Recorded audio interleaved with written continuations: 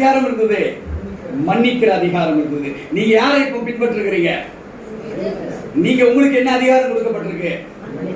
நீங்க குற்றப்படுத்தலாமா? இன்னிலிருந்து குற்றப்படுத்தாம வாழ்ந்து பாருங்க. வித்தின் இயர், ஒரே வருஷத்துல கோடீஸ்வரன் மாறி, ஒரே வருஷத்துல உங்க லைஃப் மாறும். ஒரே வருஷத்துல உங்க வீட்டுல இருக்க பிரச்சனை மாறும். எழுதி வச்சு இன்னைக்கு நீங்க டேட்டா போட்டு எழுதலாம். கிறிஸ்து இயேசுவுக்கு மன்னிக்கிற அதிகாரம் கொடுத்தது போல எனக்கும் பாவிகளை ரட்சிக்க அந்த அதிகாரத்தை கொடுத்திருக்கிறார் என்று நீங்க செயல்பட்டீங்கன்னா உங்க லைஃப் சேஞ்ச் வரும்னா இந்த சபைக்கு வராது. ஏன்னா நான் பேசல. அல்லேலூயா. நமக்குள்ள இருக்கிற ஆவிக்குரிய beauty we have missed the mark. எதை செய்யணுமோ அது நீங்களும் சரி நானும் சரி the insufficiency, ஒரு இயலாமை. ஏன்? நமக்கு முன்பாக இருக்க இந்த ஆவிக்குரிய அந்த வல்லமை இருக்குங்களே, நம்மள வளர முடியும். It is skill winning over the difficulty and it is difficult winning over the skill. உனக்கு முன்பாக இருக்கிற அந்த சர்வ நெகட்டிவ் வல்லமையை நம்மளால முறியடிக்க முடியல. Because of the havartia, நமக்குள்ள இருந்து வளர்ந்து கொண்டிருக்கிறது. பாவம் உள்ள வளர்ந்து கொண்டிருக்கிறது.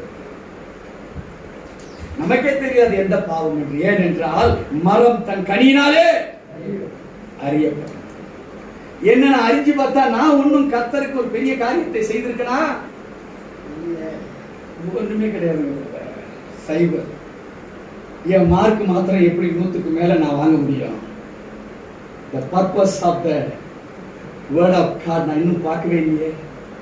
The purpose of the Lord நான் இன்னும் செய்ய ஆரம்பிக்கலையே. விதைக்கவே இல்லையே. எங்க இருந்தா இருக்கிறது? நான் விதைச்செல்லாம் வேற. ஆண்டவர் பாப்பாவை சொல்றாரு, கற்றாரு. எதை எங்க நின்றுட்டு இருக்கிறா? தூசி மேல நின்று கொண்டு இருக்கிறா. கற்றார் அவரை. சும்மா தூசியா கொட்டுது. அதுதான் நடந்து வந்த ஆலயத்துக்கு உடம்புல இருக்க தூசி கொட்டுமா? நீங்க உட்காந்துட்டு போனீங்களே, இந்த சேர்ல தூசி இருக்குமா? இப்போ உங்க தூசி உங்க புடவைல டெஸ்ட் இருந்தா இப்ப எங்க சேர்ல இதுல ஒட்டிட்டு இருக்கோம். உங்க சிந்தனையில தூசி இருந்தா நீங்க போகும்போது ஆலயத்தில் இருக்கும். நீங்க போனதுக்கு அப்புறம் படுக்கும் போது எனக்கு தலைவலி வரும், உடம்பு வலி வரும். என்னன்னு பார்த்தா இங்க இருந்த கட்டுகள் அவிழ்ந்து கிடக்கிறது. உங்க சிந்தனை அவிழ்ந்து கிடக்கிறது. உங்க நெகட்டிவ் அப்ரோச் எல்லாம் இந்த செய்தியை கேட்கும் போது இப்ப கலந்து கொண்டு இருக்கிறது. வார்த்தைகளை கேட்கிற பொழுது நீங்க ஸ்பிரிச்சுவல் பியூட்டியில இருந்தீங்களே தவிர ஸ்பிரிச்சுவல் பியூட்டியினுடைய அபிஷேகம் it was interacting with the worldly nature. உலக பிரகாரமா என்னை பாரு, அழகை பாரு என்று சொல்லி நீ அறிந்திருக்கிற வேத ரகசியங்கள் உலகத்துக்கு தான் அது இருக்கே தவிர உலகத்துக்கு அது ஒளியா இல்லை. Christ want to make it as a liberty, ஒரு உரிமையாக அந்த ஒளியை உங்களுக்கு கொடுக்க விரும்புகிறார். ஆகவேதான் இந்த 2 வசனத்தை பேசுறார். கரங்களை தட்டி ஆண்டவர் மகிமைப்படுத்துவார். அவர் அனாவசியமா பேசுற வார்த்தையை. He wants to make you something about the Lord. தேவனுடைய திட்டம் சித்தத்தை பற்றி அறிந்து கொள்வதற்காக உங்களை அங்கே அழைத்தது போல இன்றைக்கு இந்த சபையில்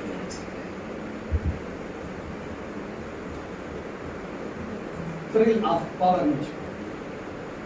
exercisingனா அங்க நிகழ்கிற ஒரு வல்லமை. The thrill of power was of two kind there.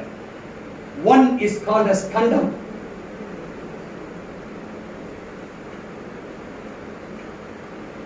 கண்டம் என்ற ஒரு பவர் அங்க இருந்தது. இரண்டாவதாக forgiving.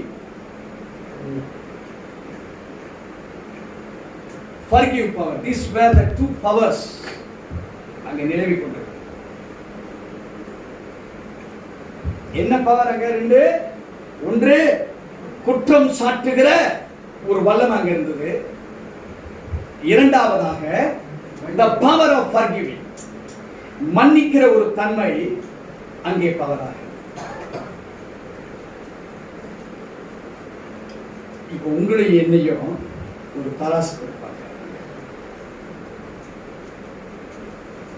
என்கிட்ட வேணா அப்புறமா நான் அந்த சப்ஜெக்ட் யாராவது புக்கில் ஃபோட்டோ எடுத்துங்க, நீங்கள் வீட்டில் வாசித்து பாருங்க. ஏன்னா அந்த சப்ஜெக்ட் 3 வாரம் போகக்கூடிய சப்ஜெக்ட். நான் இன்னைக்கு ஒரு நாளே முடிக்கிறது பார்க்குறேன். எனக்கு இன்ட்ரோடக்ஷன் இன்னும் முடிக்கிறது. ஓகே, சப்ஜெக்ட் உள்ள போகும். There was two category. Thrill of exercising நிலவி கொண்டிருக்கிற ஒரு வல்லமை இருந்தது. One was about condemning. குற்றம் சாட்டுகிற வல்லமை அந்த இடத்துல நிகழ்ந்து கொண்டிருந்தது. இன்னொன்று the power of forgiveness. மன்னிக்கிற ஒரு தன்மையின் வல்லமை அங்கே நிகழ்ந்து கொண்டிருக்கிறது. இந்த கண்டம்னிங் பவருக்கு எக்கச்சக்க பீப்புளிங்க எல்லாம் கண்டம்னிங். ஆனா ஃபர்கிவ்க்கு கிரைஸ்ட் மாத்திரம். கண்டம்னிங் எவ்வளவு இருந்தாங்க? கிட்டத்தட்ட டோட்டல் பீப்புள் தான். இவர் உபதேசத்தை கேட்க வந்தவங்க, கூடார பந்தயத்தை கேட்க வந்தவங்க, அவங்களும் கூட நியாயப்பிரமாணிகள் சொல்லுவது எப்படி நேர்த்துட்டு இருப்பாங்க? முதல்ல விசாரம் பண்ணா கல்லெடுத்து அடிக்க வேண்டியதுதான், அடிக்க வேண்டியதுதான் பிரதர். உள்ள இவன் அவனை பார்த்திருப்பான், அவன் இவனை பார்த்திருப்பான். இது எங்க இருந்து வந்தது? ஸ்பிரிச்சுவல் இருந்து தான் வருது. There was some spiritual beauty. அவங்களுக்குள்ள என்ன இருந்தது? They were consumed to pride in their own beauty. அத்தனை பேர் வேதத்தை அறிந்தவங்க தான். அவங்க என்ன சொன்னாங்க? ஆமா பிரதர், அவளை ஒரே கல் அடிச்சு ஒரே தடவை காலி பண்ணினாங்க. அவ்வளவு வெறுப்பு இருந்திருக்கும். சிலர் இருந்திருக்குமா? சான்ஸ் இருக்கு. இன்னொருத்தர் சொல்றான், பிரதர் சாதாரணமா சாவடிக்க கூடாது பிரதர், துடிச்சு துடிச்சு சாவடி சொல்லிருப்பாங்களா சிலரு? அவங்களுக்கு என்ன தெரியும்? வேதம் நல்லா தெரியும். இப்போ உங்களையும் என்ன இப்ப ஆண்டவர் வித்தியாசப்படுத்த நினைக்கிறார். Are you being exercising so far with the power of condemning?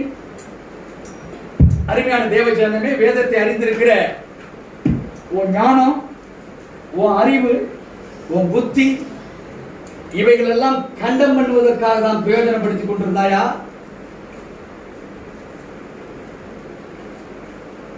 விளங்குதுங்களா? விளங்குதுங்களா? நான் கேட்கிற கேள்வி. கண்டம் பண்ணுது, மற்றவங்களை குற்றம் சாட்டியே இந்த பரிசுத்தம் வாழ்ந்து, மற்றவங்களை குற்றப்படுத்தியே இந்த விசுவாசி வாழ்ந்துட்டு, மற்றவங்களை குறை சொல்லியே இந்த சபைக்கு போற மக்கள் வாழ்ந்துட்டு இருக்கிறாங்க. மற்றவர்களை குற்றப்படுத்துவதற்காகவே இந்த சபைக்கு வந்துட்டு இருக்கிறாங்க. We are so called the believers of the Lord Jesus Christ. நாமெல்லாம் யாரா இருக்கிறோம்? கிறிஸ்துவுக்கு விசுவாசியா, பிரியமானவர்களா. ஆனா இந்த பியூட்டி, ஸ்பிரிச்சுவல் பியூட்டி என்ன பண்ணுது?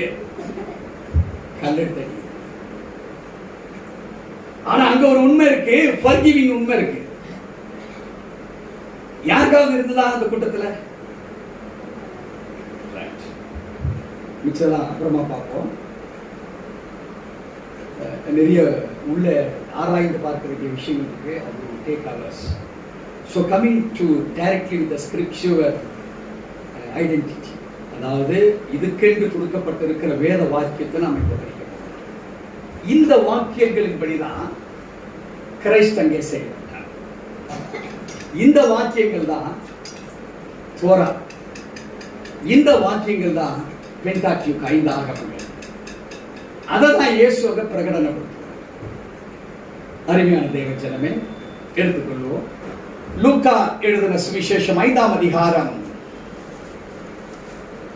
எவைகளுக்கு பின்பு, திஸ் இஸ் த டைட்டில், எவைகளுக்கு பின்பு. வாசிக்க கேட்போம் 27வது வசனத்தை.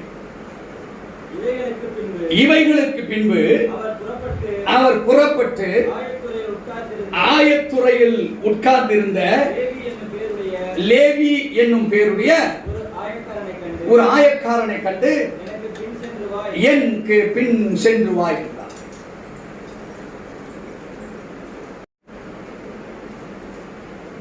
God identified a person. உங்களை பார்த்து சொல்றார், உங்க பேரை பார்த்து சொல்றார். இந்த சர்வ வல்லவர் தேவ சபையில் அமர்ந்திருக்கிற அருமையான மகனே, மகளே, நீ எழுந்து எனக்கு பின் சென்று. நீங்க கேட்குறீங்க, ஆண்டவரே என்ன கடந்து வான்னு சொல்றீங்களே, என்ன விஷயம், எதற்காக? வாசிக்க கேட்போம். 23வது வசனத்திலிருந்து 26வது வசனம் வரையிலாக. உன் பாவங்கள் உனக்கு மன்னிக்கப்பட்டது, உன் பாவங்கள் உனக்கு மன்னிக்கப்பட்டது என்று சொல்வதோ, எழுந்து நட என்று சொல்வதோ, எழுந்து நட என்று சொல்லுவதோ எது எளிது? எது? ஒரு கேள்வி கேட்கிறார். உன் வாயிலிருந்து பல வார்த்தைகள் புறப்படுகிறது ஒரு நாளைக்கு. நல்ல ஜெபிக்கிறவங்க பார்த்தீங்கன்னா ஆண்டவரை மகத்துவங்களிலே சொல்லி ஜெபிக்கிற, ஆண்டவரே நல்லவரே வல்லவரே வாக்கு மாறாத அன்பின் தெய்வமே, பரிகாரியே பலியானியரே, வாக்கு தந்தங்களை கொடுத்தவரே, என்னை ஆபத்திலிருந்து காப்பாற்றினவரே, பல அடமொழிகள் கிறிஸ்து இயேசுவுக்கு நாம் சொல்லுகிறோம். உங்க வாழ்க்கை குறித்து உங்களுடைய ஏக்கங்களை சொல்லுகிறோம், உங்கள் எண்ணங்களை சொல்லுகிறோம். But when you react with other people, சமுதாயத்தில் with the people and with the community, உங்க வாயின் வார்த்தைகள் எதுவாக இருக்கிறது? ஆண்டவரை வர்ணிக்கிற பொழுது வாயிலிருந்து புறப்படுகிற வார்த்தை என்ன பிரமாதம் தெரியுங்களா? என்ன அழகா அவங்க அந்த ஆராதனை செய்கிறாங்க பாத்தீங்களா? அவங்க கடவுள். It is really a skill. நான் அதை திறமை என்று சொல்லுகிறேன், அதை அவருடைய பக்தி என்று நான் சொல்றேன். Can you realize what I say? நான் எதை சொல்லுகிறேன் என்பதை சிந்திக்கிறீர்களா? I say it is their skill. அவங்களுடைய திறமையில ஆண்டவரை ஆராதிக்கிறாங்க, துதிக்கிறாங்க, தேவனை மகிமைப்படுத்துகிறாங்க. It is not divinity. அதே பரிசுத்த மகிமையில அவங்க செய்யல. ஏன் அவங்க செய்யல?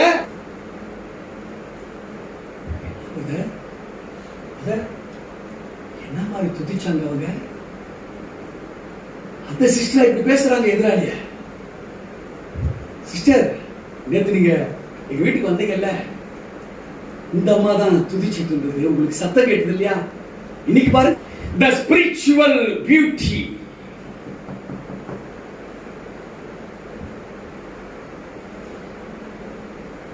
என்ன செய்ய ஊத்துச்சு, ஃபெயில் ஆயிட்ட டிவைனிட்டி.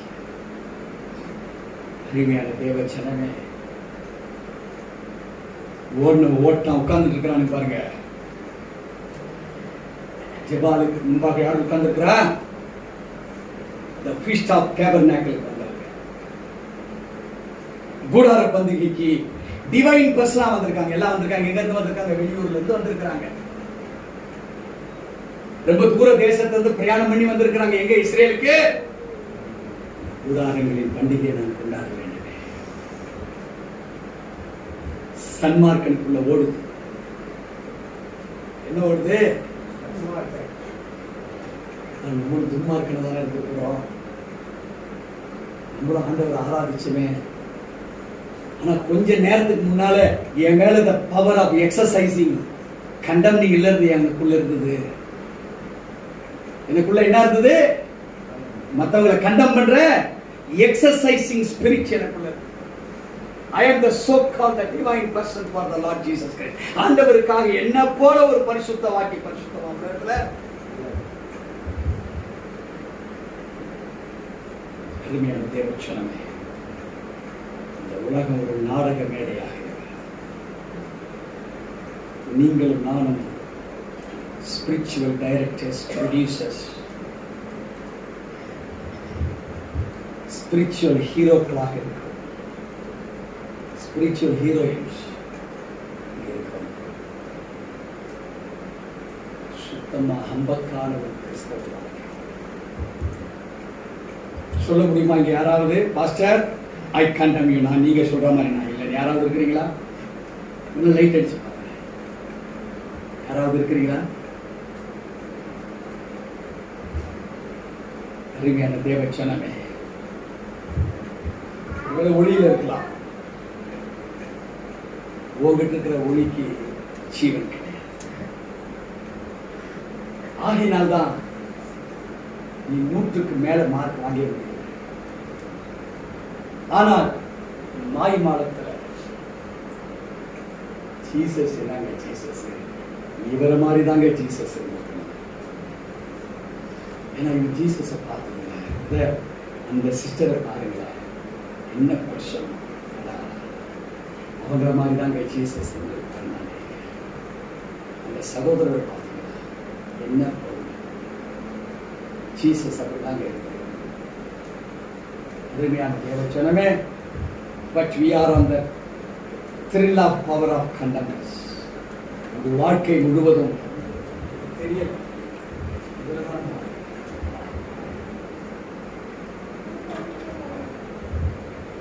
ஆண்டவர் கேட்கிறார், தம்பி 23வது வசனத்துல உன் பாவங்கள் உனக்கு மன்னிக்கப்பட்டது என்று சொல்லுவதோ, எழுந்து நடவென்று சொல்லுவதோ எது எளிது? உன் வாயின் வார்த்தைகளிலே are you proclaiming the word of the Lord Jesus Christ as he proclaimed? நல்லா இருப்பா என்ன அர்த்தம்? நல்லா இருப்பத விருப்பா சொன்ன என்ன அர்த்தம்? சொல்லு நல்லா இருங்க. ஆனா சொல்ற விதம், நீ கேட்டுதான் போக. ஏன் இப்படி சொல்றது? வேற அதெல்லாம் நடந்தலாம், நம்ம அதெல்லாம் நான் எனக்கு பெருசு இல்லை. நீ எனக்கு செய்த துரோகத்துக்கு நான் ஒன்றும் கவலைப்படுங்க, நம்ம எல்லாம் நல்லா சிஸ்டர். அன்னைக்கு முடிஞ்சு போய் சிஸ்டர் சண்டை. அன்னைக்கு நானும் தப்பா பேசிட்டேன், நீங்களும் தப்பா பேசிட்டீங்க. வாங்க நம்ம பாவங்களை ஆண்டவர் பண்ணிக்கிறார். வாங்க சிஸ்டர், இப்படி சொல்றது சிஸ்டர், நீங்களாம் நல்லா இருங்க சிஸ்டர், நீங்களும் நல்லா இருங்க. God wants to check our word of mouth. இந்த வாயிலிருந்து புறப்படுகிற வார்த்தையை இன்னையிலிருந்து let it be governed. அது இன்னையிலிருந்து ஆராய்ந்து பார்க்கக்கூடியதாக இருக்கட்டும். இந்த வாயிலிருந்து புறப்படுகிற வார்த்தை எத்தனை கண்டமைஸ், எவ்வளவு சூட்சமா, எவ்வளவு கிளியேடியா பதில் பேசுகிறோம். அருமையான தேவச்சனமே, you are missing the mark. தேவன் ஸ்பிரிச்சுவல்ல எதை விரும்புகிறாரோ அந்த ஸ்பிரிச்சுவலை விட்டுட்டு நூதனமான முறையில வார்த்தைகள் இருக்கிறது. நீ நூதனத்தை யூஸ் பண்றது வேணா, உனக்கு வேணா பவரா தெரியலாம். ஆனா தேவனுடைய பார்வையில அந்த பவர் சிவியர் சின். எட்டு கட்டி பேசுகிறது வேணா 4 பேருக்கு முன்பாக அது வல்லமை என்று நீ நினைத்திருக்கலாம், கர்த்தர் கொடுத்த ஞானம் என்று நினைத்துக் கொண்டிருக்கலாம். தேவனுக்கு முன்பாக you are missing the mark. நீங்க தேவன் எதிர்பார்க்கிற வார்த்தையை பேசாம வேற எதையோ பாசி நீங்க தேவனை மகிமைப்படுத்துறதா நீங்க நினைக்கலாம். அல்லேலூயா. தொடர் வாசிக்க கேட்போம். பூமியிலே பாவங்களை மன்னிக்க மனுஷகுமாரனுக்கு அதிகாரம் உண்டு என்பதை நீங்கள் அறிய வேண்டும் என்று சொல்லி, நீங்க தான் the climax. Jesus was only the person. கல்லை அடிப்பதற்கு யார் ஒருவருக்கு அதிகாரம் இருந்தாங்க? ஏன் இயேசு கிறிஸ்து அடிக்கல அப்படின்னு யாராவது உங்கள்கிட்ட கேட்டா, கிளைமேக்ஸ் இங்க தான். அவர் நல்லவர்னு சொல்லுவீங்க நீங்க வேண்டாம், அவர் மன்னிக்கிறவர்னு சொல்லுவீங்க வேண்டாம், அவர் பாவத்தை பார்க்கிறவர் இல்லைன்னு நீங்க எல்லாம் சொல்லலாம். But there is authority given to the Lord Jesus Christ. இந்த அத்தாரிட்டி தான் அந்த அம்மாவுக்கு கற்றுக் கொடுக்கிறது. விளங்குதுங்களா? பாயிண்ட் ஏறுதா? ஏன் இந்த 2 வசனம் முதல்ல அழிக்கலாம்னு சொன்னேன்? தேவையில்லை, அது உண்மை இல்லை. அந்த வசனத்துல உண்மை மேலோட பார்த்தா உண்மை இருக்குதா? ஆனா ஆராய்ந்து பார்த்தா அந்த அவசியம் இந்த வசனம். இங்கே வேதம் சொல்லுகிறது, பூமியிலே பாவங்களை மன்னிக்க மனுஷகுமாரனுக்கு அதிகாரம் உண்டென்பதை நீங்கள் அறிய வேண்டும் என்று சொல்லி,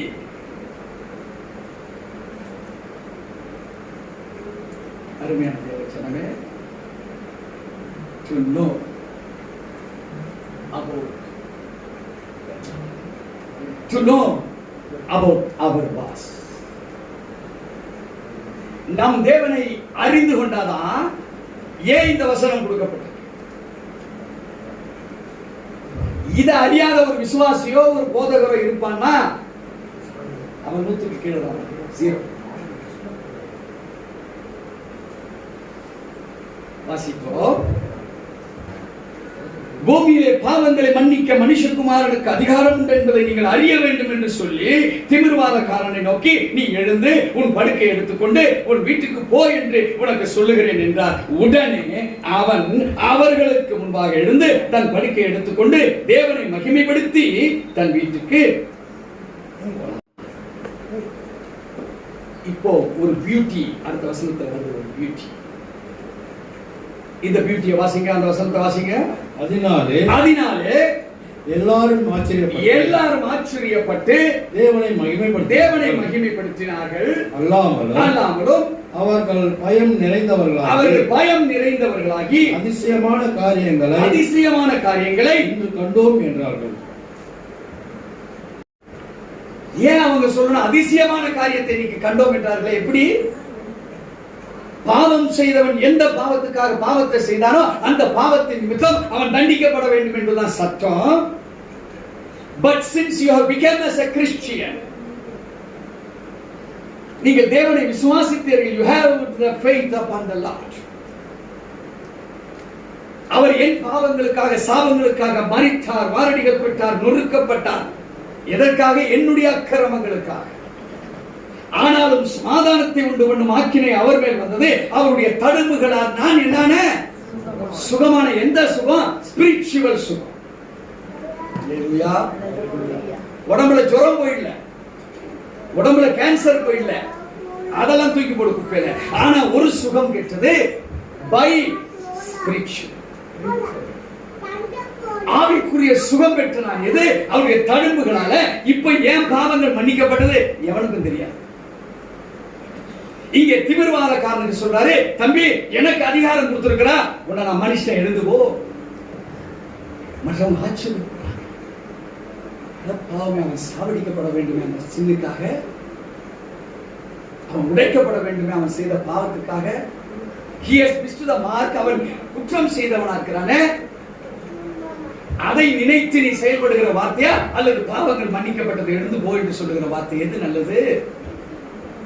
The beauty of the spiritual knowledge உனக்குள் வர வர எதை நீ கண்டுபிடிக்கிறவனா இருக்கணும்?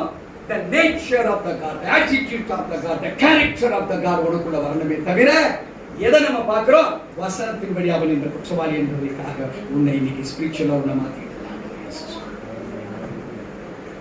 அதற்காக உன்னை கூப்பிட்டு இந்த 8ஆம் அதிகாரத்துல இந்த வசனத்தை தேவன் வைக்கிறார். நீ ஸ்பிரிச்சுவலா மாற வேண்டும். ரியாலிட்டி ஆஃப் த பியூட்டி உனக்குள் வளர வேண்டும். not the reality of the condemnation. நீ பார்த்தது உண்மைதான், பாவம் உண்மைதாயா. ஆனா கிறிஸ்துவை ஏற்றுக்கொண்டிருக்கிற நீ, கிறிஸ்துவுக்குள்ள இருக்கிற அதிகாரம் உனக்குள்ள இருக்குதா? அல்லது are you trapped set by the evil spirit? இதுல நீ உள்ள மாட்டிட்டு இருக்க. ஆவிக்குரியதை கற்று கற்று கற்று மேல வருவேன்னு பார்த்தனா நீ என்ன செய்யற? குற்றத்தை கண்டுபிடித்து இந்த குற்றத்துக்கு இப்படி ஷார்ட்டடி, சவுக்கடி, கல்லடி டிவைன் பண்றிய, இதுக்கு தான் உனக்கு வேதமா?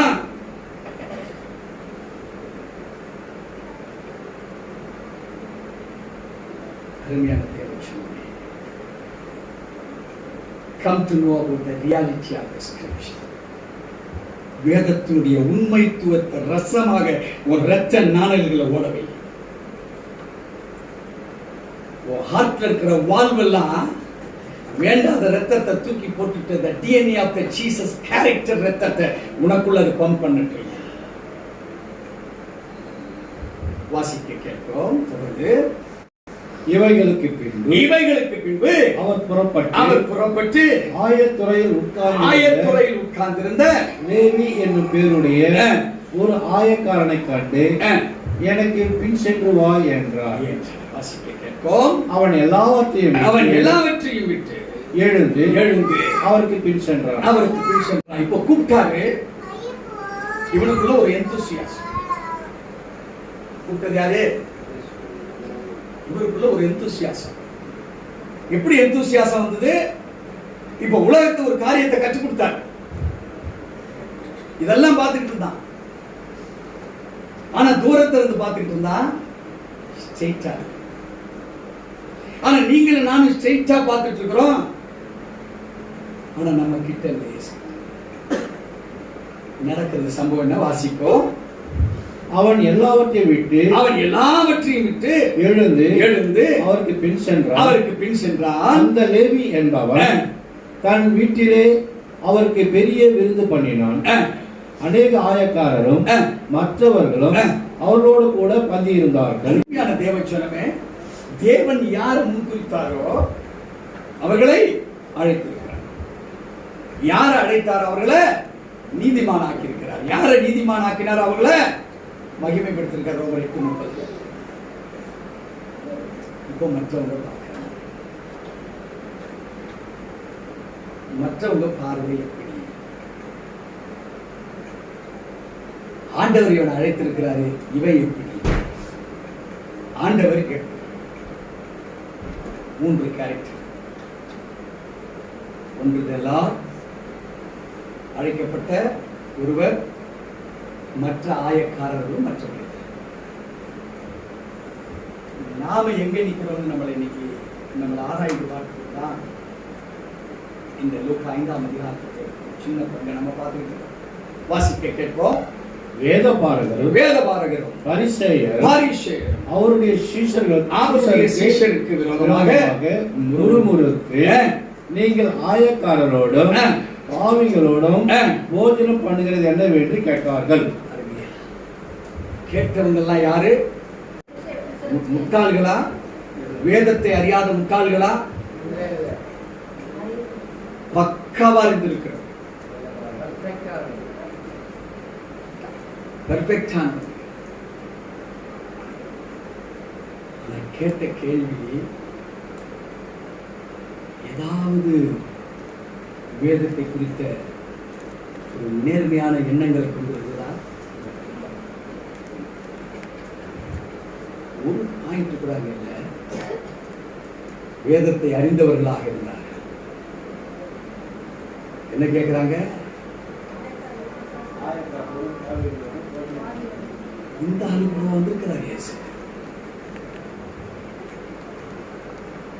அருமையான தேவச்சனமே, ஒரு கூட்டம் தேவனால் இப்போ ரிஜெக்ட் பண்ணப்படுகிற கூட்டமா இருக்கு. ரிஜெக்ஷன்னா அவங்கள ஒதுக்கிடுற, அவங்களுக்கும் கற்றுத்தர போகிறாரு. ஒருவேளை நம்ம இப்படி நினைச்ச கூட்டத்தில் நம்ம இருக்கிறோமா? வாசிப்போம். இயேசு அவர்களுக்கு பிரதியுத்தரமாக இயேசு சொன்னார், பிணியாளிகளுக்கு வைத்தியன் வேண்டியதே அல்லாமல் சுகமுள்ளவர்களுக்கு வேண்டியதே இல்லை. இங்கே ஆவிக்குரிய பிணியாளியாக இருக்கிறான். அதனால அவனை நான் பர்டிகுலரா கூப்பிட்டேன். ஏன் அவனை கூப்பிட்டேன்னா, ஒண்ணுமே அறியாதவனுக்கு நான் கற்றுக் கொடுத்து, இந்த வளர்ச்சியை நீங்க பாருங்க, நீங்க வளர்ந்து வந்தீங்க, உங்க வளர்ச்சி இப்ப என்னன்னு எனக்கு இப்ப தெரியும். இவன் வளர்ச்சியை நீங்க பார்த்துட்டு இந்த வளர்ச்சியில நீங்க மறுரூபமாகுங்க. அதனால்தான் வேதவசனம் சொல்லுது, பிந்தினோர். எத்தனையோ முந்தினோர்கள் ஒருவராக நீங்க இருக்கிறீங்க. ஆனா நீங்க அந்த பவரை பெற்றுக்கொள்ள. இப்போ பிந்தி இருக்கக்கூடிய ஒரு மனுஷனை கொண்டு உங்களுக்கு நான் டீச் என்ன சொல்றாருங்க? இயேசு அவர்களுக்கு பிரதியுத்தரமாக, பிணியாளிகளுக்கு வைத்தியம் வேண்டியது அல்லாமல் சுகம் உள்ளவர்களுக்கு. நீ ஒரு பாவியை பார்க்கும் போது அவன் ஒரு டிசீஸ்ட் ஸ்பிரிச்சுவல் பர்சனா சொல்லுவாங்களா? அவனை பாவியா பார்க்காத, அவன் டிசீஸ்ட் ஸ்பிரிச்சுவல் பர்சனா நீ பாரு. ஆனா நம்ம எப்படி பார்க்கிறோம்? பாவியா. அவன் என்ன, எப்படிப்பட்ட பிணியாளி அவன்? எப்படிப்பட்ட டிசீஸ்ட் பர்சன் அவன்? வேதத்தின்படி ஆவிக்குரிய வியாதியஸ்தன். அவனை உலக பிரகாரமான பாவியா நீ பார்த்தனா உன் மார்க் கிடையாது. அதுதான் தப்பு. ஏன் கிறிஸ்தவன் இந்த 2000 ஆண்டுகள் வளரலன்னா, நாம பார்க்கக்கூடிய பார்வை அவன் உலக பிரகாரமான பாவியல். ஆனா இங்க ஆண்டவர் கற்றுக் கொடுக்கிறாரு, அவன் உலக பிரகாரமான அவன் ஸ்பிரிச்சுவலி he is diseased. அவனை வச்சு ஒரு உதாரணத்தை காமிக்கிறாருங்க. ஒரு சாதாரண ஆளு, ஒரு பாவி, அவனை வச்சு சதுசேயர் பரிசேயர் நியாயப்பிரமாணிகளுக்கு கற்றுக் கொடுக்கிறாரு. அவன் கேட்கிறாங்க, என்ன சாமி இந்த பாவி வீட்டுக்கா வந்தீங்க, இவன் வீட்டுக்கா வந்தீங்க? இப்ப ஸ்பிரிச்சுவல் அவர் கற்றுக் கொடுக்கிறார். தம்பி, பிணியாளிகளுக்கு வைத்தியம், இவன் பிணியாளி, இவன் பாவி தான். ஏன் பாவி? ஸ்பிரிச்சுவல் சரியா தெரியாது. ஆனா நீ ஒரு பாவியா இருக்கிறிய, நான் இப்ப உன்னையும் ஒதுக்கிறேன். பரிசேயர் அவர் ஒதுக்கல, கற்றுக் கொடுக்கிறார். அததான் இங்க யோவான் 8:10-11 கற்றுக் கொடுக்கிறார்.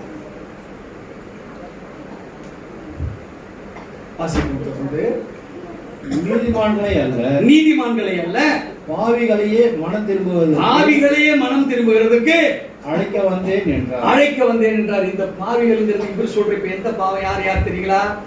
அறிந்து அறியாமல வாழ்கிறவர்களுக்கும், அறியாமையிலே ஸ்பிரிச்சுவலை பத்தியே தெரியாத இருக்கிறவங்களுக்கும் இவர் இப்போ பாவியங்கள்.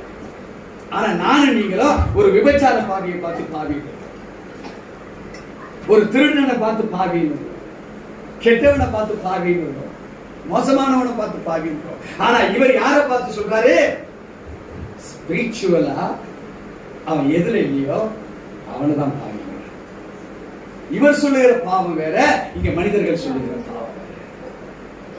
இப்ப நீங்க எந்த பாவத்துல பாக்குறீங்க? கிறிஸ்து சொல்லுகிற பாவத்தின் வழியாக அவன் ஸ்பிரிச்சுவலா அவன்கிட்ட இல்லையேங்கிற அந்த சூழ்நிலை நீங்க அவனை பாவின்னு பாக்குறீங்களா?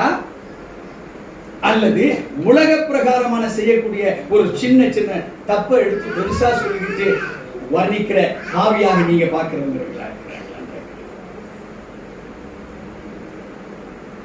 அதுதான் இந்த பொண்ணுகிட்ட சொல்லித்தராங்க. அம்மாடி, நீ ஸ்பிரிச்சுவலா வீக்கா இருக்க. நீ ஸ்பிரிச்சுவலா வீக்கா இருந்ததுனாலதான் நீ இப்படிப்பட்ட செயலுக்கு போன. உன் ஸ்பிரிச்சுவல் வீக்க வச்சுக்கிட்டு இவங்க ஸ்பிரிச்சுவல் ஞானி என்று எண்ணிக்கொண்டிருக்கிறதுனால இவங்க ஈவலுடைய ட்ராப்ல இருக்கிறாங்க. இவங்க குற்றத்தை கண்டுபிடிக்கிறவனா இருக்கிறாங்களே தவிர வார்த்தையை கேட்டவர்கள் வார்த்தையின்படி அவங்க நடக்கலாங்க. ஃபர்கிவ்னஸ் பத்தி நான் கொடுத்திருக்கிறேன், அதை அவங்க சரியா கடைபிடிக்கிறாங்க. வாசித்து கேட்போம். 32 வரைக்கும் வாசிக்கிறோம். நீதிமான்களை அல்ல பாவிகளையே மனம் திரும்புகிறதற்கு அழைக்க வந்தேன் என்றார். தேவச்சனமே, தேவனுடைய அழைப்பு உங்களுக்கு நேராக வந்திருக்கிறது. The Christ says today like this, நான் மனம் திரும்புவதற்காக உங்களை அழைக்க வந்திருக்கிறேன். எத்தனை பேர் விசுவாசிக்கிறீங்க? I need a transformation in your spiritual heart. உங்க இருதயம் ஸ்பிரிச்சுவல்ல இருக்கே தவிர மனம் திரும்புதலுக்கு ஏற்ற ஒரு ஸ்பிரிச்சுவல் ஹார்ட் உங்களிடத்தில் இல்லை. அந்த பாவியான ஸ்திரியை பார்த்து சொல்றாரு, எல்லாருமே போயிட்டாங்களாமா? ஆமாண்டவரே, எல்லாருமே போயிட்டாங்க. அவர் சொல்றாரு, the woman has to face consequences of her sin. இந்த போற பெண் எப்படிப்பட்டவளா இப்ப போறா சமுதாயத்துக்குள்ள? இப்ப பெரிய குற்றவாளியாக எல்லாரும் அவளை பார்த்துட்டாங்களா? இப்ப ஊருக்குள்ள போக வேண்டியது இருக்கு. She would likely be shunned, S-H-U-N-N-E-D, shunned by her community and by the people. shunned என்பதற்கு விளக்கப்படும் சூழல்ல இப்ப அந்த ஊருக்குள்ள போனாங்க. shunned விளக்கப்படுகிற சூழல், அவளை விளக்கி வச்சிருவாங்க. எல்லாரும் தெரிஞ்சு போச்சு. இப்போ எதை கத்து கொடுக்கிறார் அந்த பொண்ணுக்கு? பாப்பா, நீ செய்த தப்பு ஸ்பிரிச்சுவல் அவேர்னஸ் உங்ககிட்ட இல்லாததுனால நீ செய்த. ஸ்பிரிச்சுவல் அவேர்னஸ் இருந்தது, அவங்களும் தப்பு செய்தாங்க. எது கல்லெடுத்துட்டு அவங்களும் திருந்திட்டாங்க. மனதிலே குத்தப்பட்டவர்களாய் அவர் எப்படி போனாங்க? திரும்பி பெரியோர் முதல் சிறியோர் வரைக்கும் திரும்பி போனாங்க. But for the individual I am teaching now. இப்போ இனி என்ன உள்ள அவருக்கு புகட்டப்பட்டது? the knowledge about the character and attitude of Lord Jesus Christ. She has made to regain, restore the image of the Christ to us. மறுபடியுமாக இழந்து போனதை தேடி கொடுத்த தேவன் ஆதியிலே எப்படி ஆதாமுக்கு உரைத்தாரோ அவைகள் மீண்டுமாக இங்கே இந்த விபச்சாரம் செய்த ஸ்திரீக்கு. இப்ப சொல்லுங்க, இந்த வசனத்தை அழிச்சிடலாமா? இருக்கட்டும், அழிச்சிட வேண்டாம். யாராவது பைபிள்ல இருக்கட்டும்ன்றீங்களா வேணான்றீங்களா? அந்த வசனம் அதுல இந்த விஷயங்கள்லாம் அந்த 2 வசனத்துல ஏன் இப்ப இயேசு கிறிஸ்து கல்லடிக்க உரிமை இருந்த அவளை ஏன் கல்லெடுத்து அடிக்கல? இப்ப சொல்ல போற பதில தான் நீங்க எவ்வளவு கத்துக்கிறீங்க பாருங்க. ஏன் அவர் கல்லெடுத்து அடிக்கல?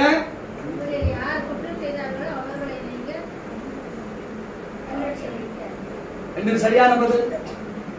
பாஸ்டர் சொல்றாரு சரியான பதில். ஏன் இயேசு கல்லெடுத்து அந்த அம்மாவை அடிக்கல? அவரை அடிக்க உரிமை இருக்குல்ல, அவர் தான் தப்பு செய்யாது. கரெக்டா? ஏன் அவர் அடிக்கலை? இயேசுவுக்கு என்ன அதிகாரம் இருந்தது? மன்னிக்கிற அதிகாரம் இருந்தது. நீங்க யாரை இப்ப பின்பற்றுகிறீங்க? நீங்க உங்களுக்கு என்ன அதிகாரம் கொடுக்கப்பட்டிருக்கு? நீங்க குற்றப்படுத்தலாமா? இந்த இருந்து குற்றப்படுத்தாம வாழ்ந்து பாருங்க. வித்தின் இயர் ஒரே வருஷத்துல கோடீஸ்வரன் மாதிரி, ஒரே வருஷத்துல உங்க லைஃப் மாறும். ஒரே வருஷத்துல உங்க வீட்டுல இருக்க பிரச்சனை மாறும். எழுதி வச்சு இன்னைக்கு நீங்க டேட்டா போட்டு எழுதலாம். கிறிஸ்து இயேசுவுக்கு மன்னிக்கிற அதிகாரம் கொடுத்தது போல எனக்கும் பாவிகளை ரட்சிக்க அந்த அதிகாரத்தை கொடுத்திருக்கிறார் என்று நீங்க செயல்பட்டீங்கன்னா உங்க லைஃப் சேஞ்ச் வரும்னா இந்த சபைக்கு வரணும். ஏன்னா நான் பேசல, வேதத்தை நான் எடுத்துக்கிறேன். அல்லேலூயா.